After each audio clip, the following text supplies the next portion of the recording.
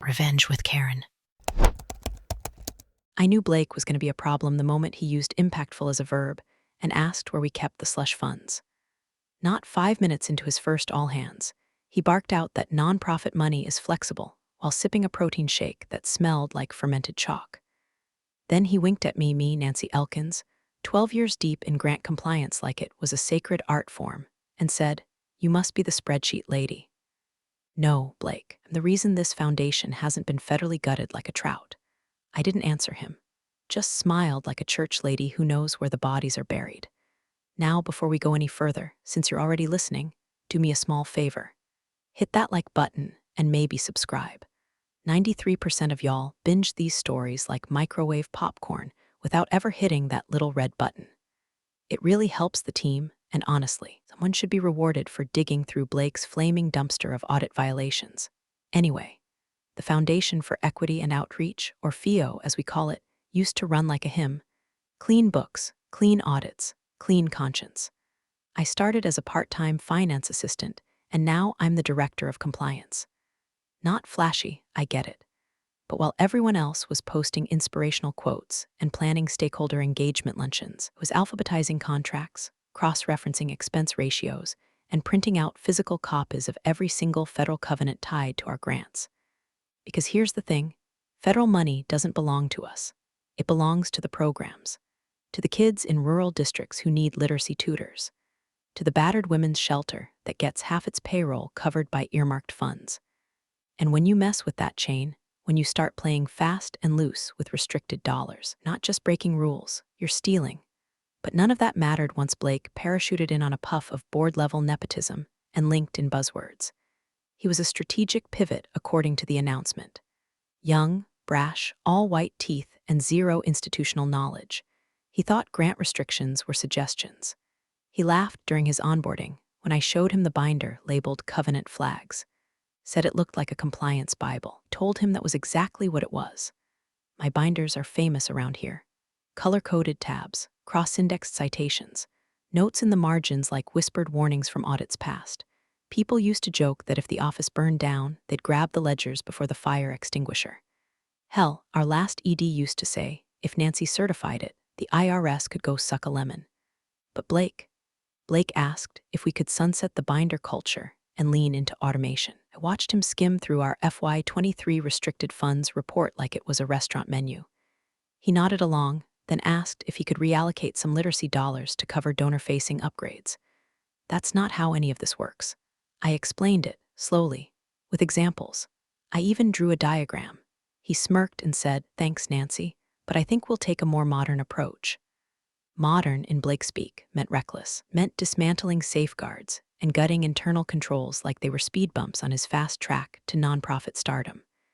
To most of the staff, I was wallpaper. Helpful, dependable, invisible, which suited me just fine. No one suspects the woman in beige who brings her lunch in a cooler and files IRS reports like love letters. But I saw what was coming. I'd seen it before, during the last scandal in 2015 when someone tried to bill a spa day to a maternal health grant. And just like then, I started watching. Tracking, documenting. I didn't raise alarms yet, not loudly, but I made my copies, logged my timestamps, backed up the finance server to an external drive I kept in my freezer at home next to the emergency pot roast. I was the firewall, and I knew the fire was coming. It came in like a failed game show host who'd been handed a second chance at relevance. Except this time, instead of cash prizes, he was playing with federal dollars and donor trust. First day, he sauntered into the main office like he owned the building, wearing a blazer too tight for someone who talks that fast, and shoes so shiny they made squeaking noises when he paced. He shook hands with the staff like he was running for office. Which, rumor had it, he was. "Let's blow the dust off this place," he said, clapping his hands. Time to upgrade from compliance constipation to strategic flexibility. He meant me. I was the constipation. The outgoing executive director, Marjorie, had been old school but honorable. You could set your watch by her ethics. She left quietly, no drama, no farewell party, just a thin smile and a long look back at the boardroom before the elevator doors closed. It was the last time anyone mentioned policy manuals without being laughed at.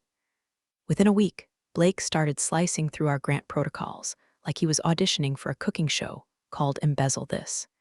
He rebranded the donor events line as engagement activations. That was his first trick. Then he cut the compliance check-ins from monthly to quarterly-ish. When I gently pushed back, reminded him that federal matching funds required monthly validation, he tilted his head like I'd just explained algebra to a golden retriever and said, "Nancy, I'm not here to babysit spreadsheets. We need agility, not bureaucracy." That word again. Agility, usually a euphemism for cutting corners until someone bleeds. I kept it civil. I reminded him, patiently, that our literacy grant from the Department of Education had earmarked funds. The account he was eyeing for his donor experience overhaul couldn't legally fund a wet bar in the lounge. He leaned across the table and said, "You worry too much. Nonprofit money is flexible. You just have to massage the categories." I blinked at him like he'd just farted in church. "You can't massage federal law, Blake. It's not a yoga class." But he didn't hear me, or pretended not to. Called my ledger's analog paranoia in front of 2 interns during his weekly culture realignment session. The same ledgers that saved this foundation from audit hell more than once. When I updated our internal fund tracking matrix, the one the auditors actually used, he deleted the document from the shared drive and uploaded his own Excel sheet. It had 6 tabs, one of which was literally titled Ideas, in all caps. The next staff meeting announced that we'd be streamlining grant tracking into a more dynamic framework. Translation: Blake was going to wing it. No more cross-checking disbursements. No more grant tag confirmations. He said I was holding the team hostage with paper clips and 3-ring binders. I wasn't angry yet, just dislocated, like someone had moved all the furniture in my house 2 inches to the left. I kept showing up, kept logging my hours, kept tracking the ledger the right way, even when Blake's reallocations started slipping through with nothing but a verbal shrug. It started small. 10 grand here, 20 there. Then, without even a whisper of due process, he rerouted $500,000 from the federal literacy grant, the one we use for school outreach in Appalachia, to what he called a donor engagement suite enhancement. Carpet swatches, mood lighting, goddamn eucalyptus diffusers. I flagged it.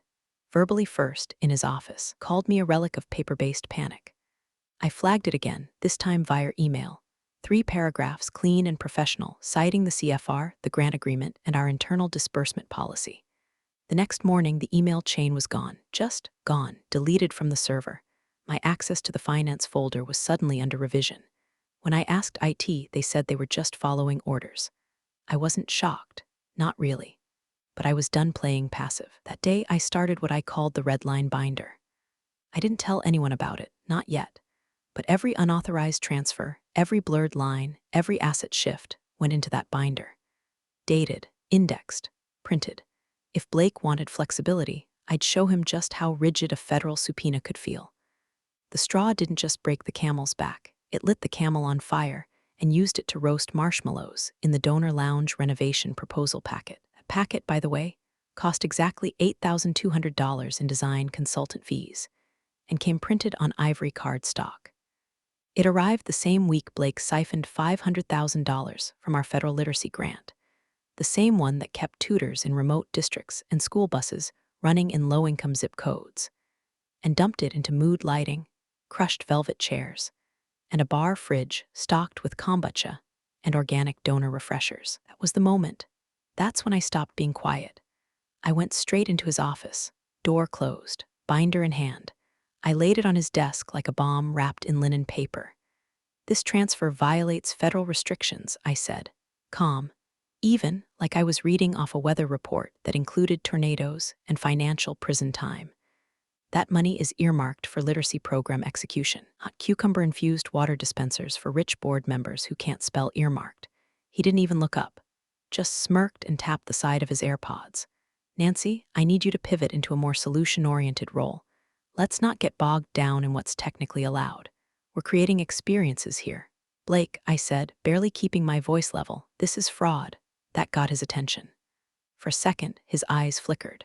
Then he leaned back, placed his fingers behind his head like he was in a stock photo titled "Smug CEO Dodging Jail Time," and said, "You're overreacting. No one checks this stuff. You think the feds have time to read every spreadsheet in the country?" I didn't answer. I didn't have to.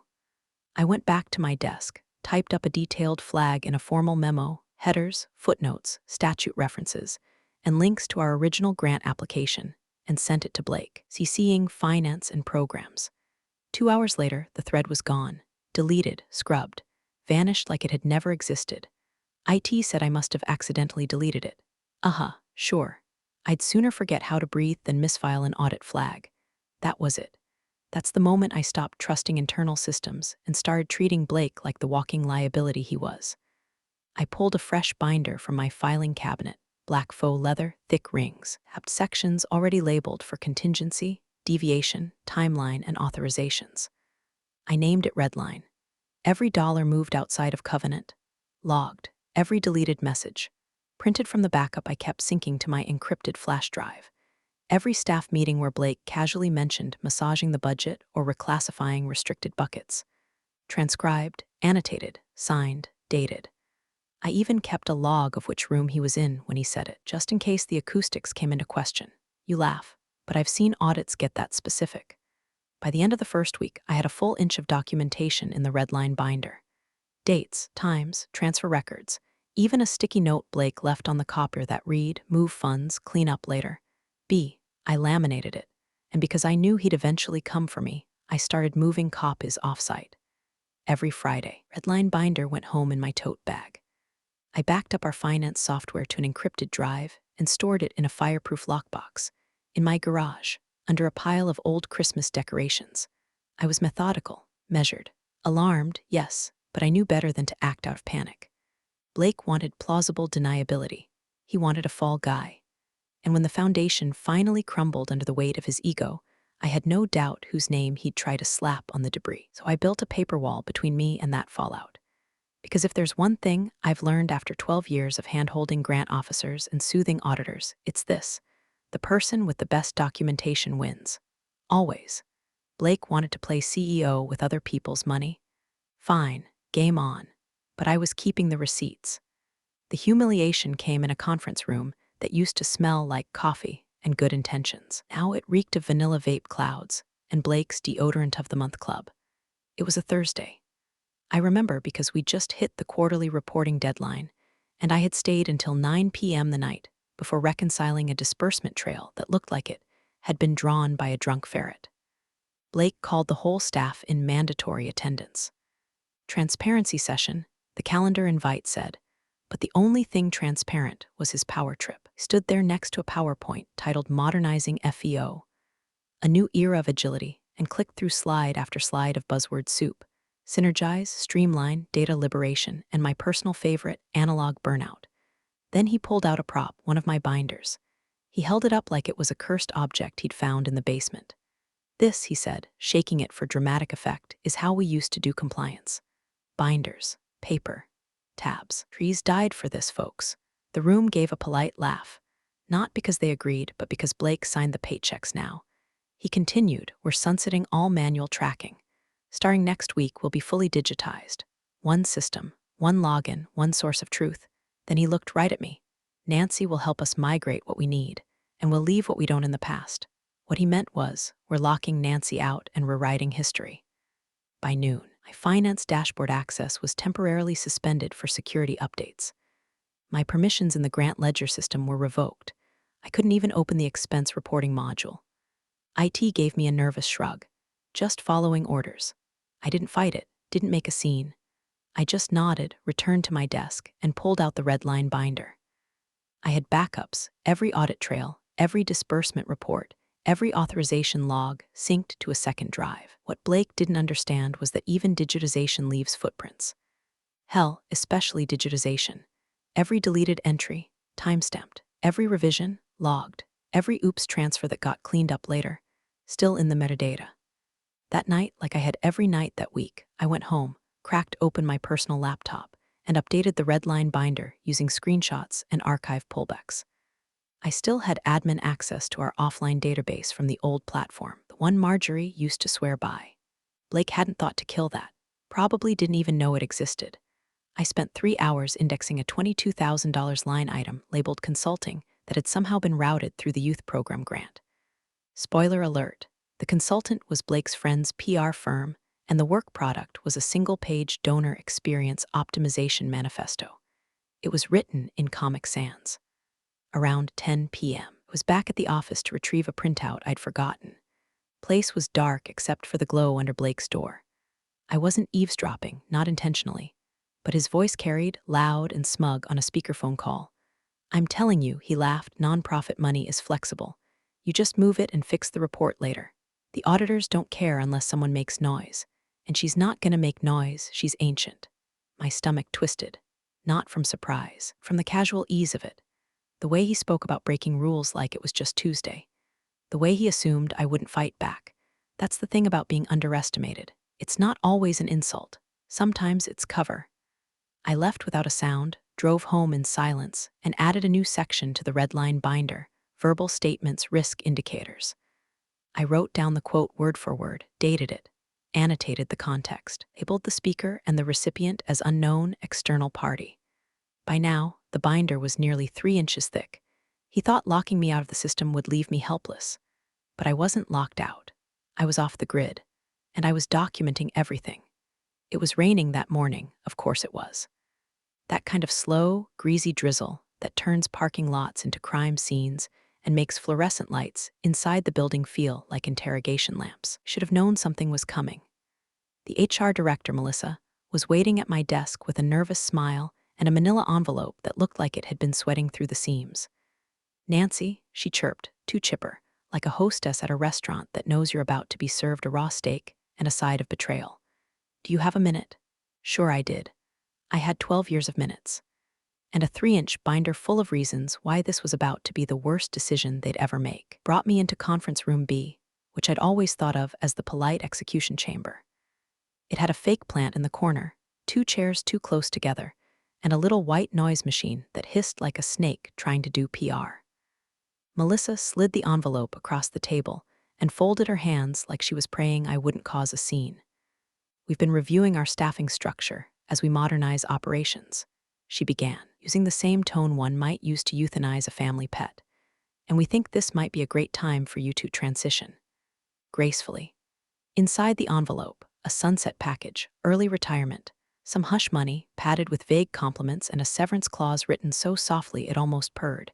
It was an exit bribe dressed in cardigan language. I read every word, slowly, even the fine print. Then I closed the envelope, slid it back to her, said the kindest thing I could muster. "Melissa, you look like a nice person. Please don't put your name on this." Her smile cracked just for a second. Then she said, "Well, of course, this is optional." I nodded. "It always is, until it isn't." They thought I was done. Thought the binder was all I had. That cutting off my access and waving a golden parachute would neutralize me like I was some outdated antivirus program. Wrong. That afternoon, I started printing everything, not just financials, everything.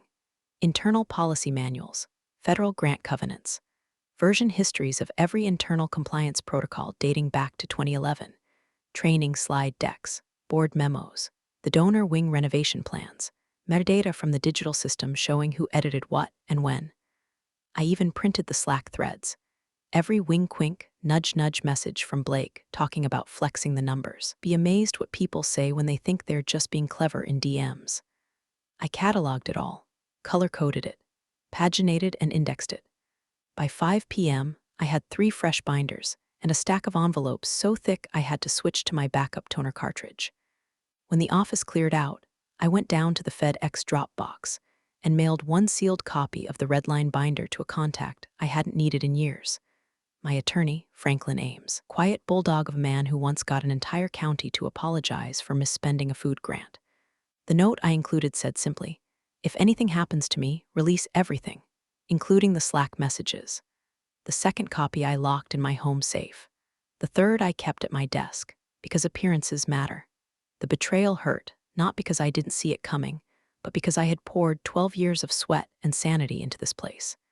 Into doing it right, to making sure that every dollar helped the people it was meant to help. Not Blake's ego, not his resume, not the goddamn kombucha machine he ordered under donor retention strategy.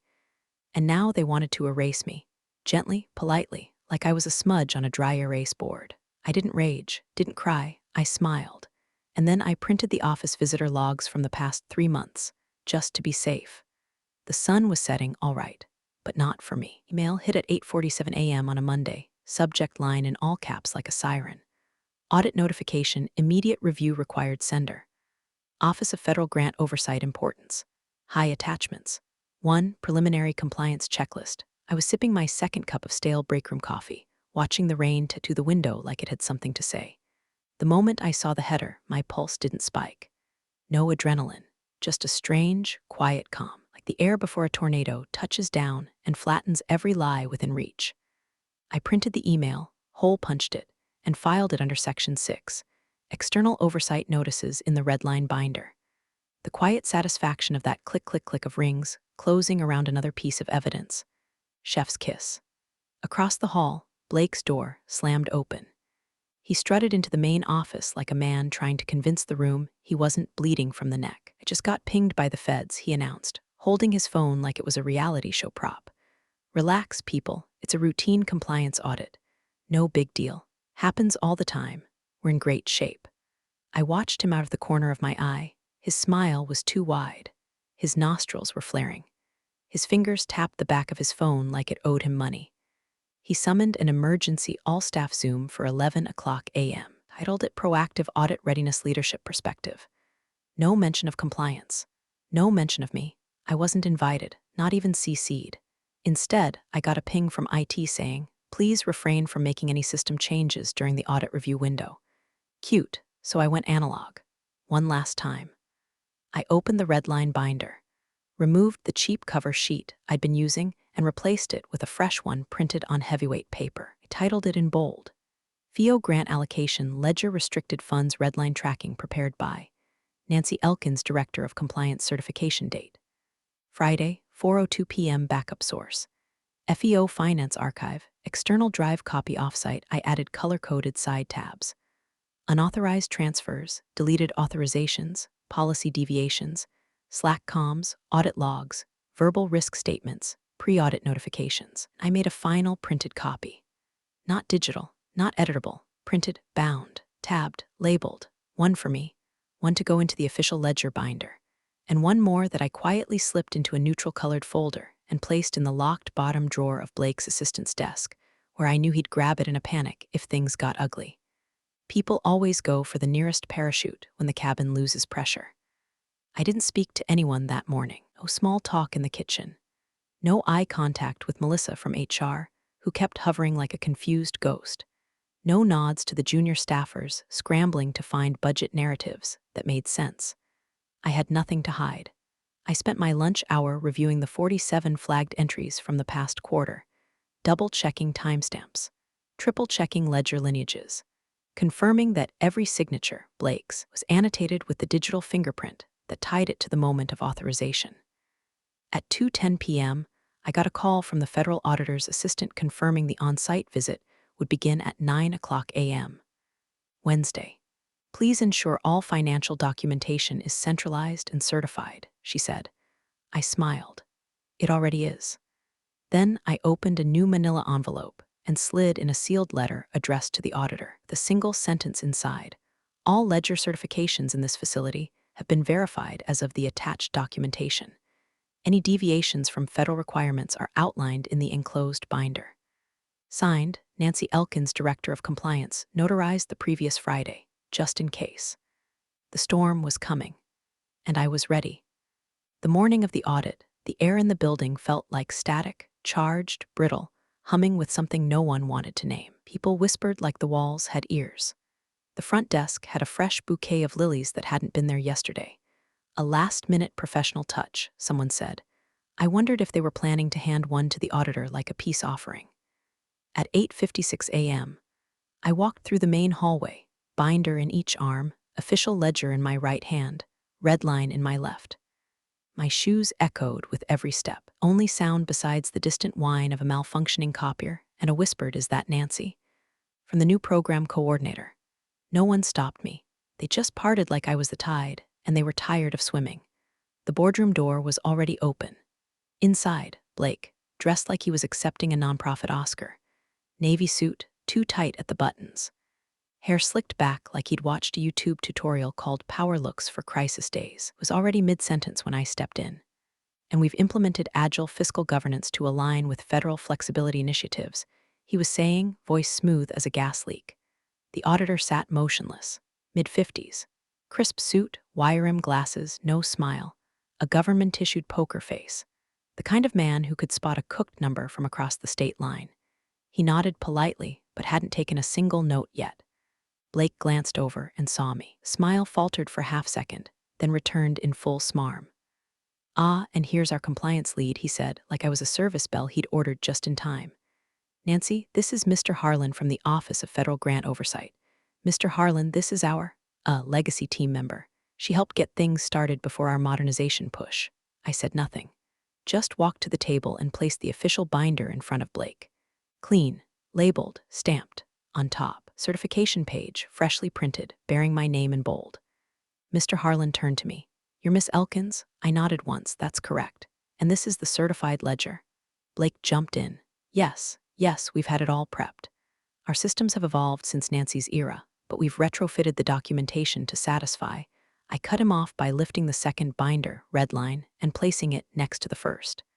The room went quiet like a TV on mute. "This one," I said, tapping the first, "is the official ledger, certified under my authority last Friday. It includes all fund disbursements and reclassifications. As per federal policy, all deviations are annotated with authorizing signatures." I tapped the second. "This one contains the cross-referenced source documentation. Every transfer, every deletion, every flexible dollar." Blake let out a dry chuckle. "Nancy, come on. Let's not confuse the issue." Harlan raised a hand. "Mr. Blake, I'd like to begin with the certified ledger. Please walk me through the $500,000 reallocation from the literacy grant. The notation here says donor wing enhancement. Is that correct?" Blake froze. Harlan flipped to the next page where my cover sheet outlined the transaction. Date, amount, purpose, source account, destination account, digital signature of authorizing party. "Your initials are on this," Harlan said. "Not a question?" Blake blinked. We had some flexibility. I thought it was within discretionary thresholds." Harlan looked at me. "Miss Elkins, were discretionary reallocations allowed under this grant's covenant?" I didn't even blink. "No, not without a waiver from the department, which we never received. I confirmed last week." Harlan clicked his pen for the first time. Then he started writing, long and slow. Blake turned to me, pale now. He just remembered my name for real. But I wasn't his legacy.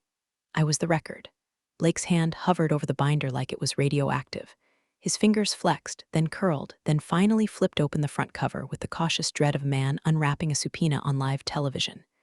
Page 1 was thick, cream-colored stock. A notarized statement. My signature, clear as a bell. The language was precise, surgical.